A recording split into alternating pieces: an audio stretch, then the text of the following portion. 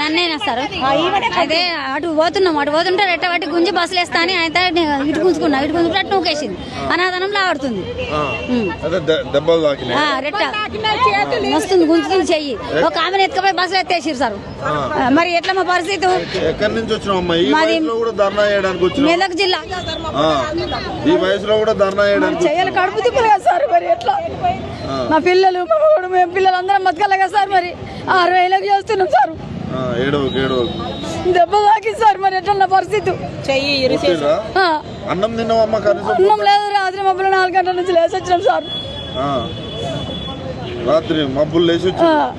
ఈ police station మరి ఎప్పుడు దాకా ఉంచుతారంట ఏమో సార్ ఇంకా ఇడిచి పెడతలేరు సార్ ఆగమాగం అవుతుంది చెయ్యి కూస్తుంది పోయి గోళాన్ని తెచ్చుకుందామని చూపించుకుందామని ఇడిచి పెడతలేరు సార్ ఇట్లా సార్ మరి ఎట్లా మా పరిస్థితి అదేదమ్మా ఇప్పుడు రేవంత్ రెడ్డి మహిళల ప్రభుత్వం అంటున్నారు మరి వాళ్ళ ఇంటికి పోకపోయారు మాకు తెలియదు సార్ మహిళలు మాది అంగన్వాడి మేము కొట్లాడాలని వచ్చినాం సార్ ఓట్లేసి మీ ప్రభుత్వాన్ని గెలిపించుకున్నారు మరి ఇప్పుడు ఏంది కొట్టుడు ఏంది ఆకలితో పొద్దు నుంచి ఏంది పరిస్థితి జాబులు అని అందరు జాబులు ఇస్తారని ఇంత పని చేస్తాడు మమ్మల్ని సార్ ఇట్లా చేస్తాడు అనుకున్నారా మీరు అనుకోలేము సార్ మంచిగా చేస్తాడు అనుకున్నాం సార్ మేము ఏం చేస్తాడో మమ్మల్ని ఇంట్లో ఉంచి ఏం చేస్తాడు సార్ పిల్లల దగ్గర మగడ దగ్గర పిల్లల తల్లి దగ్గర పైన వాన కొడుతుంది మరి ఏడు ఉంచుతారో ఉంచండి సార్ మరిగా